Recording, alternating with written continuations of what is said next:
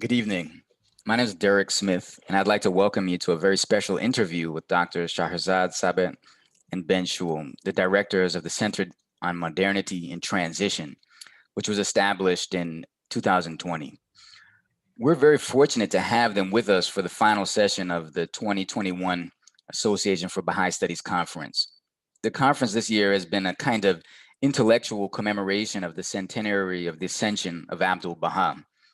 So many of this year's insightful offerings have been oriented toward the model of praxis embodied by Abdul Baha, who, in the example of his life and the dynamism of his thought, offered a challenge to the stale assumptions and prejudices of the age. I think it's fitting that the final session of the conference focuses on the work of the Center on Modernity and Transition because implicit in Abdul Baha's challenge to the thinking of his age was the understanding that humanity is in a period of profound transition. Before introducing Shahrzad and Ben, I want to read some of the words of Abdul Baha. He says, "There are periods and stages in the collective life of humanity. At one time, it was passing through its stage of childhood, at another, its period of youth, but now it has entered its long predicted phase of maturity, the evidences of which are everywhere apparent. That which was applicable to human needs during the early history of the race can neither meet nor satisfy the demands of this day, this period of newness, of consummation. Humanity has emerged from its former state of limitation and preliminary training. The gifts and blessings of the period of youth, although timely and sufficient during the adolescence of mankind, are now incapable of meeting the requirements of its maturity. From my perspective, the work that's being pursued by the Center on Modernity and Transition, also known as COMIT, is incredibly exciting because of how seriously and systematically it is engaging with the implications of this statement by Abdul Baha. As humanity transitions from its metaphorical adolescence to its maturity, there are myriad spiritual, material, and intellectual challenges to be faced. In their work through COMIT, Shahrzad and Ben are taking up some of these challenges in a way that I find necessary and inspiring. But before we learn more about this work, I should let you know that Shahrzad is a fellow at the Institute for Public Knowledge at NYU. Her scholarly projects span political science, philosophy, economics, and psychology. And I'm eagerly anticipating the publication of her current book project, which explores the interplay of universalism and identity politics and the quest for collective identity. Ben is a senior fellow at the Kennan Institute for Ethics at Duke University. He's a philosopher who works on questions concerning secularism and the conceptual foundations of world history. His first book is the excellent 7 Ways of Looking at Religion, which was published by Yale University Press. And he's currently working on a second book, Encountering the Axial Age, which also will be published by Yale University Press. So to begin with, I thought that we might just get a better understanding of what the Center on Modernity and Transition is. To start, could you think you could give us a overview of COMIT's basic aims and vision and of what the center has been doing for its first year to pursue the vision which you've established? Sure. Thanks, Derek. Thanks for that introduction, and also thanks to the Association for Baha'i Studies for inviting us to have this conversation. You know, COMIT's vision begins from the premise that the various crises facing humanity call for fundamental changes, not only of attitudes and policies and socioeconomic structures, but also at the level of thought and ideas. In other words, as Dr. Arbab elaborated in his address to this conference a few years ago, if we dig deeply enough into the sources of humanity's pressing dilemmas and challenges, we arrive eventually at a network of concepts and ideas that hold up contemporary society and culture, and that shape the ways in which social reality is read, understood, and constructed. So the work of building a new civilization characterized by unprecedented standards of justice, peace, unity, spiritual and material prosperity requires, among many other things, a profound change in humanity's basic systems of thought and knowledge. So the very broad aim of COMIT is to rigorously examine these intellectual foundations of modern society and to contribute, however, gradually to their transformation. Now, a bit more specifically, COMIT pursues this aim by working to establish a new and dynamic research program that's animated, as the name of the center suggests, by the notion of modernity as an age of transition towards a new world civilization that embodies the inherent oneness and the unity and diversity of humankind. A civilization that will emerge not through the universalization of any existing culture or system of thought, but through the sustained, creative, and complexly interacting contributions of all the diverse peoples and cultures of the world. So the primary animating goal of COMIT is the establishment of a dynamic, coherent, and systematically advancing research program that spans a variety of disciplines, that of course upholds the highest standards of intellectual rigor, that engages deeply and directly the key intellectual discourses of society, that also embodies the intimate relationship between universal and contextual knowledge, and that is animated by a set of core concepts, most notably this notion of modernity as an age of transition, and a concept of human oneness that embodies and expresses the essential concept of diversity. And Ben and I can talk a bit more later about what these core concepts represent and how they relate to the notion of a research program. But our long-term vision, to put it briefly, is that as COMIT's research program continues to expand and mature, it will evolve into a fully fledged system of universities or centers of research and learning that are helping to chart the fresh intellectual foundations of a future society. Now, bringing it back, as you said, to the present in terms of what we've actually been doing more concretely in our first year to advance these overarching goals and aspirations, COMIT currently pursues its research program building agenda through 4 interrelated and mutually reinforcing lines of activity. So first, with an expanding cohort of close collaborators, we systematically develop and articulate what we call the conceptual core of the research program we envision. This conceptual core includes the key organizing concepts that I just mentioned, the notion of an age of transition and the principle of the oneness of humankind. Second, around these core concepts, we're developing a range of concrete research projects, both theoretical and empirical in nature, that engage a variety of themes and that are in some cases rooted in particular geographic sites of learning, even as they engage the broader academic discourse. So our vision, again, is that these various lines of inquiry will coalesce into a robust and mutually reinforcing program of research that spans a variety of questions and disciplines, but coheres around a common core and that exerts increasing influence within the various discourses of society. Third, we collaborate with distinguished universities, professional organizations, and policy agencies to convene public conversations that invite leading thinkers in diverse groups to think deeply together about the significant intellectual and cultural questions confronting humanity. So building on what was a very successful speaker series last year on liberalism, organized in partnership with Duke University and New York University, which I should say have been excellent and very enthusiastic partners, we're working with them again to convene a speaker series in the upcoming academic year on the theme of identity and belonging in a global age. We also have an upcoming series co-sponsored with our university partners and with the Architecture, Culture, and Spirituality Forum called On the Spiritual and Contemporary Architecture. And that series reflects our growing interest in exploring how COMIT's aims and vision find expression in areas such as the arts, aesthetics, design, and the built environment, and so on. And what we're trying to do with all these series, I should add, is to facilitate through the dialogical nature of each event a genuine, thoughtful, and carefully framed exchange of ideas rather than a conventional one-way presentation of arguments. And I think this has been greatly appreciated both by our partners and by the speakers themselves.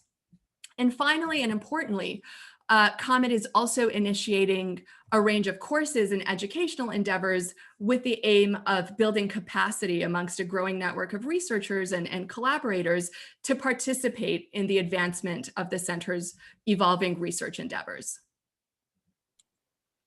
Thanks for that overview, Shahrzad. The notion of a research program and of a research program building agenda seem to be really central to COMIT's aims and visions. And I'm wondering if you could explain for us what you mean by a research program. Yeah, I'll jump in on that one, Derek. And this idea of a research program in a technical sense emerged in the context of 20th century philosophy of science, and it was trying to clarify the differences between different eras in the history of the physical sciences, between Newtonian and Einsteinian physics. It was trying to capture sort of how the theoretical framework was changing, but also beyond that, the methods, the approaches, the institutional context of knowledge generation was actually changing in these different moments of physical science. And we use the term in a way that's continuous with this meaning, but also somewhat broader. So, for example, just to give a sort of context, if you think about the modern research university system that we currently have, and these are all the universities that many of us work at or study at, or we're at least familiar with their output. In many ways, they arose as an outgrowth of the research program that began to crystallize during the European Enlightenment. So one of the core elements of this research program that's been evolving for several centuries was the idea that we could advance civilization by somehow indefinitely extending a certain kind of disciplinary inquiry. So disciplinarity in this sense emerged in a context in which it was felt that there was this sort of explosion of new knowledge, but there was too much information for any kind of philosophical or conceptual system to grasp. So in the Middle Ages, there had been these vast integrating conceptual systems, and even during the first part of modernity, but then with kind of the modern research university, the thought was, well, we can't have those systems anymore. We need to have just these disciplines that capture the various segments and facets of knowledge and can advance sort of our understanding of all the different facets and elements of reality. But as part of this way of thinking, there was sort of an implicit assumption that in reality, there was a kind of inherently rational or systematic structure that would emerge if only we could examine the different minutiae of the world with sufficient rigor. So one image I often think of, it's like an army of archaeologists, each of which are sort of brushing away various aspects of this, dinosaur bone, skeleton, which is pretty much well formed in the ground. So they're not trying to sort of think of the whole dinosaur. They're just trying to make sure they can clear away this little elbow or clear away this little toe, and then the structure begins to emerge. And so there is that kind of like, we don't have to worry about the structure. It's there in reality. We just need to focus on our disciplinary minutiae. As part of this, post-Enlightenment research program too, there's also a deep focus on commodifying the outputs of knowledge generation in the form of goods and services that can be profitably exchanged in the market. So knowledge generation takes place in a certain economic context. So in one way, you can see the modern research university as a kind of institutional outgrowth of a certain research program, which began with the Enlightenment, evolved afterwards with the sort of emergence and spread of modern capitalism. And so somehow this is what we think of implicitly as knowledge generation. So seen on the broadest level, to build a new research program is actually to begin to lay the foundations for a different system of knowledge generation. You can imagine in the future that all of the complex institutional supports, the transfigured social and economic and political context would have to surround this research program. But part of the challenge is go back to the early, 18th century and think about what was happening in the Enlightenment. All of the vast institutions and technological and economic transformations, they weren't there yet. These early theorists didn't know what this was going to evolve into. All they could do was to come to a few profound concepts, some new ideas about methodology, and then over generations, this new thing evolved.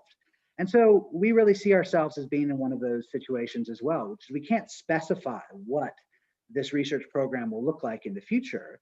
But what we can do is to go back to some of the foundations of knowledge generation and to think about adopting a few modified core concepts, beginning to think about some new methodologies, some new kind of orienting generalizations and ideals that we can follow. And if we build upon these gradually over time, we expect a new mature research program with all the sophistication, if not more, of the kind of post-Enlightenment research program that orients our societies today. We expect something like that to emerge.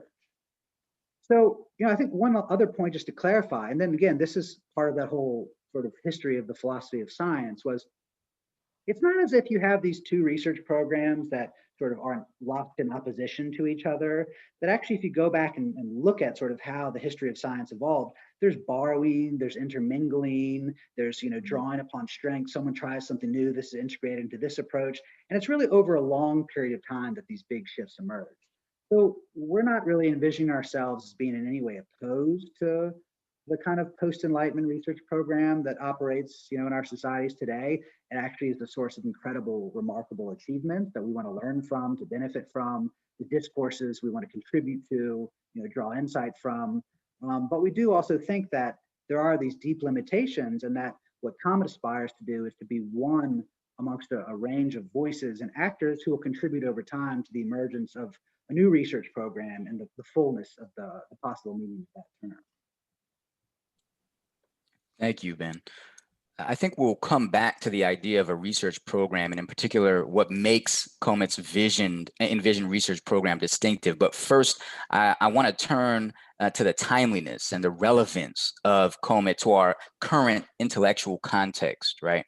In other words, like, why now? Why should we do this now? What do you see in the current academic and intellectual landscape of the West that makes COMIT a timely and relevant endeavor? Sure. Yeah. Well, I think, it's clear from listening to us, and certainly from what Ben has just said, that COMIT's vision is one to be pursued over decades, if not over several generations. But we do feel that the current moment is somehow especially ripe for a research building initiative such as this to begin. Looking at that broad intellectual landscape of the West, we see a swelling mix of both collective intellectual frustration and aspiration that point, we feel, to the timeliness of COMIT's endeavors. The frustrations, I think, stem directly from the Enlightenment ideas and assumptions which underpin, as Ben was just discussing, the prevailing structures of knowledge generation that have over centuries become established in the Western world. Ben just referenced some of these, and I think they'll be familiar to those of us who study or operate within the modern academy. For example, a collective intellectual trajectory that bends towards infinite specialization, the tight association that Ben was describing between intellectual labor and an economic system that seeks to commodify it and commodify its value, and often a paralyzing level of political polarization in academic discourse and an associated tendency towards dichotomization in addressing significant intellectual questions and dilemmas. These characteristics of our modern academic structures, I think, are becoming increasingly clear, and in fact, I think increasingly frustrating to growing numbers of thinkers and researchers. And these frustrations lead to a set of positive aspirations, which we also observe.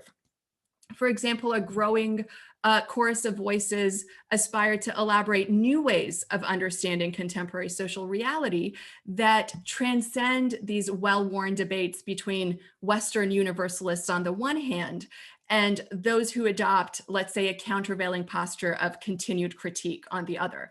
But again, the existing realities within the academy, whether intellectual or structural, tend to discourage the kind of open, explorative, integrated, and deeply reflective inquiries that could eventually yield new and more mature systems of thought and knowledge generation.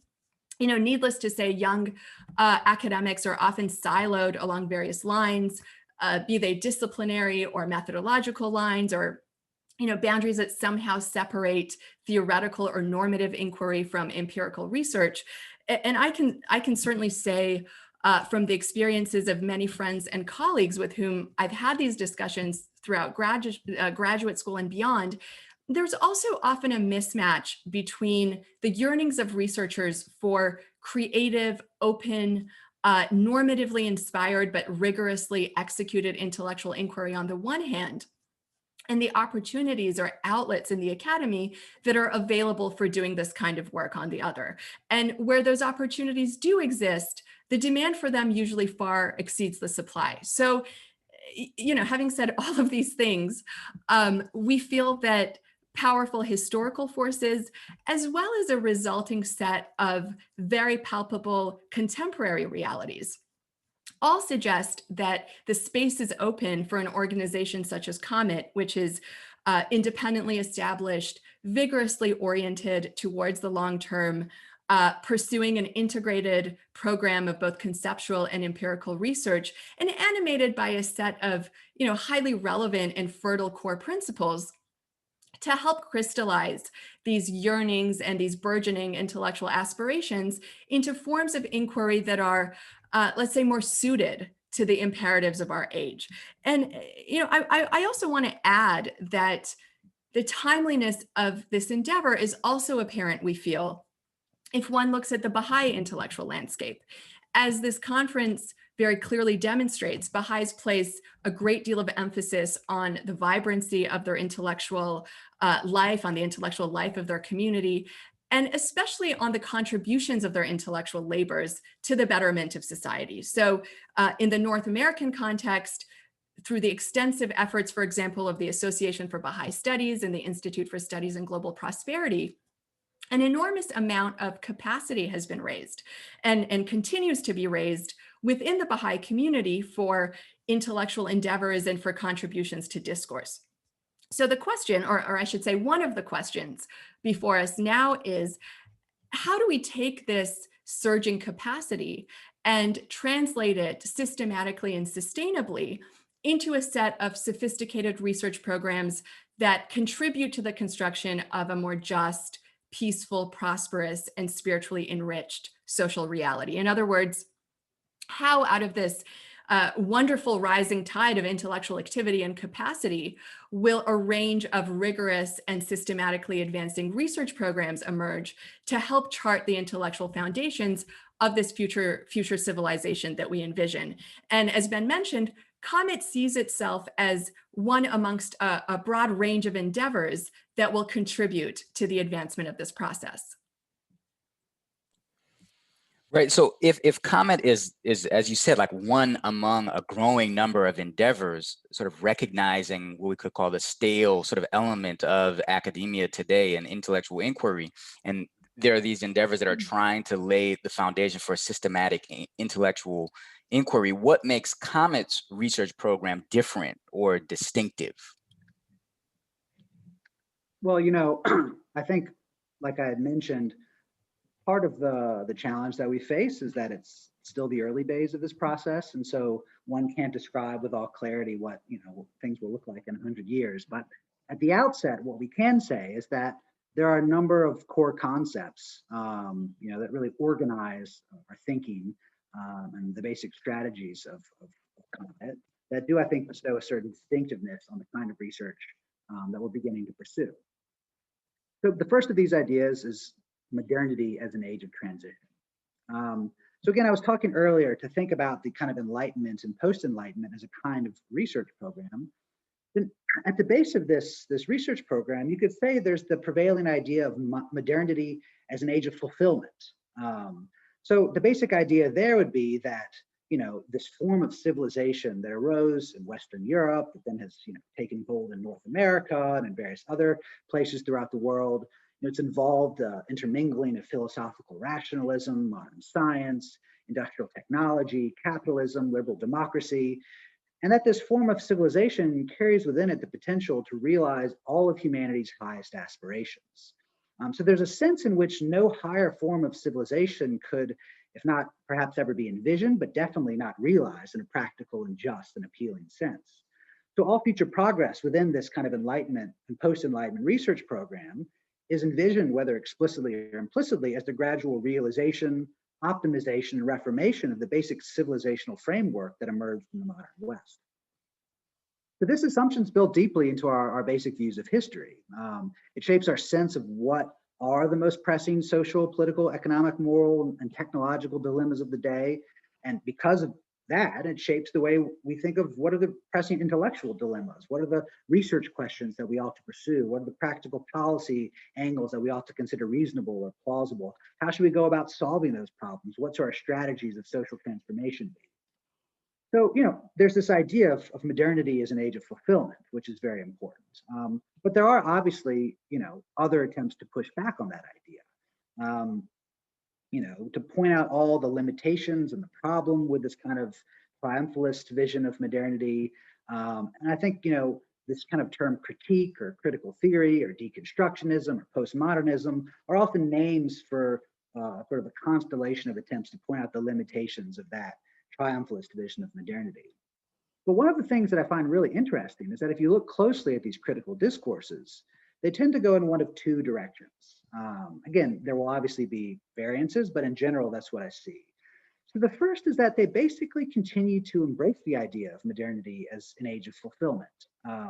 But they simply say that a lot of things still have to happen before this fulfillment can take place, that we must, for example, atone for our past oppressions or establish a far more robust degree of economic equality or renew our commitment to the framework of human rights. But if we do these things, then we would be in an age of fulfillment where all of our highest aspirations would be realized.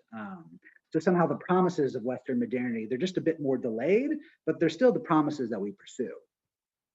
The other line, which I think tries to still go away from even that implicit kind of Western universalism, adopts a kind of anarchism in a way, which assumes that if we could just tear things down, if we could just dismantle the current order with sufficient profundity and force and scope, then somehow a more elevated and illuminated world would spontaneously spring from the ashes. We don't quite know what it would look like, but we do know we have to tear this current order down.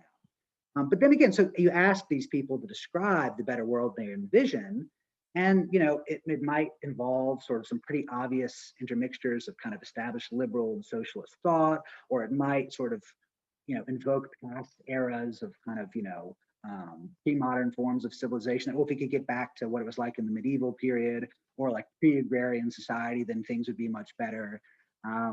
But still, the broad point is that there tends to be very little thought about what this new thing would look like on the other side of modernity. And this is kind of where we kind of end up as a third option, which is not just modernity as an age of fulfillment. It's not just tearing modernity down and hoping that something better emerges, but to see, modernity as an age of transition towards something new, which is in the process of emerging, but hasn't yet fully emerged. So, if we see this kind of transitional vision of modernity, it assumes that, the kind of forms of modern civilization that have emerged in the West that are associated with all the phenomena I mentioned earlier, they're not the end of history. They're not the kind of culmination of all of humanity's possibilities. We, assume that a new form of global civilization that'll be fundamentally and qualitatively distinctive will emerge. But at the same time, we don't think that all that's happened in modernity is kind of void and corrupt and needs to be cast aside. We actually see that a range of essential characteristics have emerged during the modern period, that civilizational capacities, that new insights, that new forms of material capacity, new critical reflections have taken shape that must in one way or another find their way into this new civilization that is to come. So in a way, you capture both that deconstructive spirit, which is to say, kind of Enlightenment and post-Enlightenment modernity. That's not enough. There's a lot of problems there. There are a lot of limitations. But at the same time, you capture that spirit of kind of the more, let's say, sort of pro-modern thinkers, which say, yeah, a lot did happen that's essential, that we need to build upon, that we need to cherish and conserve and can't just cast aside. But in a way, to see modernity as an age of transition, it goes beyond those options. And it sort of creates a more acute sense for the burgeoning, emerging possibilities, which might be taking shape in various places and sort of places of discourse, geographic localities throughout the world, which would lead humanity towards a new era, one which we think can really be more profoundly visioned around this idea of the oneness of humankind, which would be really the second core concept that distinguishes COMIT's research program. Yeah, so picking up from what Ben has said, in addition to this notion of an age of transition and the conception of history associated with it, the other concept, or another concept at the core of COMIT's envisioned research program, as we've now mentioned several times, is the notion of oneness broadly understood, and the notion of the oneness of humankind most specifically. You know, clearly this is the pivotal principle of the Baha'i teachings. So the sources of our own intellectual inspiration as Baha'is, as well as our reading of social reality in the present moment, suggest the centrality of the concept. It's also a concept that I think helps begin to demonstrate what it might mean to usefully examine the intellectual foundations of modern Western society and start to reconceptualize them. The events of the last 18 months, for instance, have very vividly demonstrated the pressing need for a deeply felt recognition of our inherent oneness, but they've also demonstrated the limits of the concepts we currently have in our, in our society's prevailing intellectual frameworks to understand and express the oneness of humankind. We observe, for example, a very fraught relationship in these frameworks between our oneness or our shared humanity on the one hand and our diversity on the other. So when one looks at the concepts that have come to represent our common humanity in Western thought, we see that even the most vital and venerated of these concepts, the notions, for example, of basic human equality or the universal moral equivalence of human beings, these can often blur the contours or the expressions of our essential diversity. These prevailing conceptions of oneness, again, as important as they are, yield bonds or relationships between human beings that can be quite thin and generic, and that struggle to properly recognize and embody the rich, distinctive experiences and perspectives that constitute human diversity. Again, in the North American context, for instance, we've recently observed this tension in the ways that some universalist appeals can suppress the proper recognition of marginalized experiences. So how do we reconceptualize the notion of human oneness in such a way that it genuinely contains and expresses the essential concept of diversity, distinguishing it from sameness or uniformity? How do we reconceptualize it, in other words, as a dynamic and mutually reinforcing relationship between unity and diversity? Now, putting this more generally and bringing these concepts back to the notion of a research program, first, at a core conceptual level, how do we, in conversation with a variety of sources, as Ben was describing, how do we understand and reimagine, for instance, this core concept of the oneness of humankind in such a way that it illuminates and addresses the needs and dilemmas of the present age, in such a way that it transcends, so to speak, these stubborn tensions that have characterized it in Western thought? And second, how then does this reimagined core concept, our understanding of which will of course always be evolving, how does it then shape and orient in an intellectually powerful and sophisticated way a range of concrete and specific lines of research that constitute the research program? So what are its implications, for example, for the study of migration, for models of social transformation, for questions of collective identity, for governance and economic relationships, for inquiries into human nature and the human mind, and for the full range of substantive research questions that we might be interested in? So the question becomes, how do we build a multifaceted conceptual and empirical research program that's grounded at its core in this rich and elevated concept of oneness? Thanks for those responses, both of you. And you've described some of the ideas and concepts that constitute the substantive core of COMIT's research program, but I know that you're also concerned with what we might call the methodological aspects of a research program. And so maybe you could tell us a little bit about the methodology that you're using. Yeah, absolutely. So these substantive concepts that we've been describing, and of course, there will be more of them, characterize the core ideas of the research program, as you said. But the research program we envision aspires to also be distinguished as you say, by a set of other characteristics, some more methodological in nature, that we're very gradually learning about and learning to more clearly articulate. Needless to say, certain perceived tensions, dichotomies, and forms of fragmentation have come to characterize intellectual inquiry and academic knowledge generation. And of course, we've already been discussing some of these. Fragmentation, for example, between different disciplines, between theoretical inquiry and empirical research. Dichotomies between thought and practice, between truth and relativity, between general or universal knowledge on the one hand, and local or contextual knowledge on the other, between, and I think this is an interesting one, between intellectual creativity on the one hand and sustained coherence on the other. And of course, there are many more. So another layer of our work is to gradually clarify the features of a research program that reconciles these tensions and forms of fragmentation, and that also brings into focus and engages certain questions that arise through a distinctly Baha'i lens. For example, what is the role and full expression of consultation in the process of intellectual inquiry? So we're early in this process, as you can tell by my posing more questions than giving answers.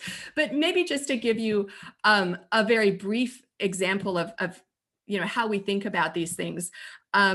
The reconciliation of universal and contextual knowledge is one question that we've been reflecting on, actually specifically in light of the guiding framework and ongoing experience of the Baha'i world and its community building endeavors. As many of those who are listening will know, within that framework, local processes of learning generate a range of context-dependent insights, which are then systematically distilled into universal patterns, general patterns that further shape the globally shared framework within which this localized process of learning then continues to move forward. So observing this framework and this process has led us to the very nascent idea of gradually establishing a network or a system of sites of research that are both deeply integrated into a global academic or intellectual discourse and deeply rooted in a specific place or geographic locality where they are generating knowledge and where a set of general concepts and principles can find myriad forms of concrete expression, thereby sustaining a type of dynamic interplay between the universal and the particular in the generation, application, and diffusion of knowledge. And I should add, of course, that to the great benefit of COMIT, learning about these questions is advancing on many complementary fronts, including, and I think most notably, as a result of the initiative of the Association for Baha'i Studies, within which several groups have been very systematically engaging some of these exact themes. And of course, we've had the benefit of hearing from some of them about these inquiries during this conference. Thanks, Shahrzad. You are both Baha'is, and as you've already mentioned, the Baha'i teachings are a source of inspiration for your work, right? And I want to ask about the role that the Baha'i faith plays in influencing your scholarship and also the burgeoning research program that you're pursuing through COMIT. Yeah, thanks for that question, Derek. It is a very important question, I think. And particularly because there's a certain tension in the contemporary academy when we think about the role that religion should or shouldn't play in influencing one's research or thought. So on the one hand, one can encounter the idea that intellectual inquiry should be driven exclusively by the demands of rationality and facts. So from this angle, religion is seen as a source of ideological obfuscation that should be avoided. It really doesn't contribute any insight, it just clouds our rational empirical judgment.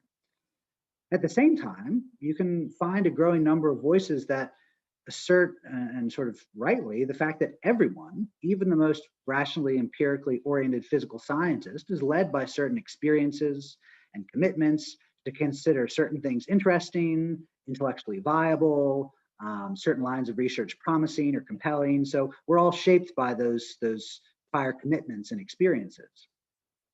But then again, this line of thought can often lend itself to a kind of subjectivism, where our thoughts about the world are wholly determined by our subjective identities and histories and convictions.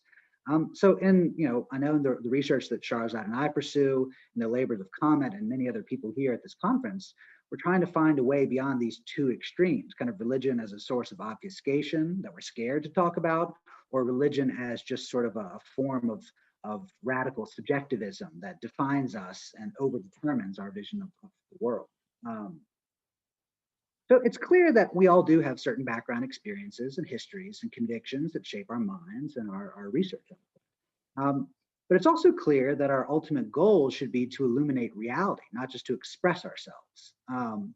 So seen from this angle, in the context of intellectual inquiry, I find it useful just to talk about religion as a potential source of insight into reality. So there are certain aspects of the Baha'i teachings, for example, surrounding the principle of oneness, the future of civilization, the harmony of science and religion, the unity of human history, that have clearly shaped the arguments that I've presented in my own academic research. I know they've shaped the arguments Shahrzad's presented, that you've presented, Derek, and many others here at this conference. I mean, these same concepts have led to some of the insights that stimulated us to found COMIT and to launch its whole project. But at the same time, I think it would be all of our firm conviction that these influences we've drawn from the Baha'i faith, they've helped us to generate new insights into reality, and insights that other people hypothetically could be able to see, whether or not they share our prior involvement in the Baha'i faith, but that maybe because of our embeddedness in the Baha'i faith, we had a certain privileged opportunity to discern those insights, to articulate them, to present them. But then again, once they were presented, they should be plausible, reasonably defensible. They should stand on their own 2 feet for reasonable and sympathetic inquirers, whether or not they themselves stand within the Baha'i faith. So I think that's kind of how, both in COMIT and I think as individuals, Shahrzad and I try to think about religion as a source of insight. We should be able to show that the insights we derive from religion stand on their own. They exhibit a certain rationality and plausibility that other minds can readily discern. And I think this is a much more productive and balanced way of thinking about the role of religion in intellectual inquiry, and one that I think can really be productively employed by a range of individuals working within various other traditions. So I think also as what, by being, upfront about the fact that we're influenced by the Baha'i faith and COMIT, we also would invite others to be upfront about the source of some of their insights and to bring these insights to bear on the kind of inquiries we're collectively pursuing. And we see that as a source of richness as opposed to a source of limitation that we want to be one of the characteristics of our research program. Thanks, Ben. This is all so insightful, and this conversation itself is really illuminating for me. And before we close, I was just hoping that you could say a little bit about the concrete things that you've been doing and that you plan to do in the immediate future. Yeah, I mean, we've got quite a lot going on, a lot of balls up in the air at once. Which makes the whole process very fun, but also it brings with it certain challenges.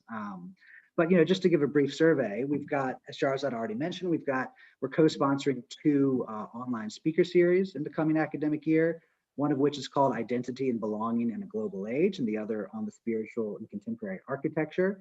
And this latter one reflects our growing interest in questions of art and design. So the first will be co-sponsored with Duke and NYU, and the second with Duke, NYU, but then also the Architecture, Culture, and Spirituality Forum. We've got a lot of really exciting speakers in both of these series, so we hope you all can join in. And also, if you're interested, you can see videos from our past speaker series, which was called The Liberal Imaginary and Beyond, and included speakers such as Charles Taylor, Samuel Moyne, Sheila Ben Habib, Kwame Anthony Appiah, and the ever eminent Derek Smith. And you can find them on our YouTube page. We've also just launched our first official research project, and one that's of a more contextual and empirical nature. So again, when you first encounter it, it might seem like a step beyond some of the high conceptual and intellectual questions we've been discussing thus far, but really gets to this whole question, which is, what does it look like to generate knowledge of a shifting social reality in a place, in a very kind of contextual, rooted sense, but that also reveals and helps us illuminate the nature of the transition that's taking place in the world today. And so we're initially describing this as the Triangle Survey Project, and it's rooted in the Triangle, North Carolina, where COMIT is physically headquartered. And it's initially focused on questions of migration, and it observed just from this it emerged from this initial observation of the gap between kind of the academic literature, which sees sort of declining rates of mobility across the United States and in advanced industrial societies, but this sort of very palpable local observation that there's a kind of hypermobility at the local level, people bouncing around from one home to the next, and the sense of just sort of accelerating movement. For example, we found in Durham, North Carolina, in certain schools, there was as much as 30% of a turnover in the student population from year to year. So, going back, okay, this is a very local reality. This is a very contextual question. It's obviously relevant to other areas, but then we see that it kind of is connected to this academic sort of theories and debates that are emerging. But really, in the long term, what we're envisioning is just the migration angle is our way in to understanding the shifting life of a microregion. And as this evolves and matures and gains in complexity and scope, we start to look at other things. We look at food systems, we look at patterns of governance, we look at patterns of education, we look at shifting notions of identity in the microregion. And in that regard, you then have these this emerging more kind of cohesive and expansive understanding of what it means to be living in an age of transition in the Triangle. And then hypothetically, one could imagine a whole series of other sites where similar inquiries are happening that would generate similar insights, but also different ones as well. And so that contextual knowledge for us is a core part of our burgeoning research program. But then we've got some other burgeoning research projects that will be taking more shape, particularly one on questions concerning collective identity that'll be emerging in the next year. We're trying to articulate some of our core conceptual elements of our research program with greater specificity and expansiveness and force. And right now we've got a small group of collaborators really thinking about this idea of oneness and how do we conceptualize this idea of oneness in a way that can be readily appreciated by the wider world of intellectual inquiry. Another thing which I'm quite excited about is we're thinking about developing our first course that could be used to build capacity within a widening group of collaborators to advance the specific research program that COMIT pursues. So it's still very much in the early days, but one of the couple of the aims of this course would be to look more closely at this idea of a research program. What does it mean? How does it work? Where does it come from? To examine several concrete research program building endeavors that have taken shape over the last century or so. And so three that we're really interested in are the Vienna Circle, which is where logical positivism came from, the Frankfurt School, which is where critical theory came from, and even the Baha'i-inspired development organization from DIAC, which I think many people at this conference will be familiar with the role that it's played in helping shape our understanding of community building and social action.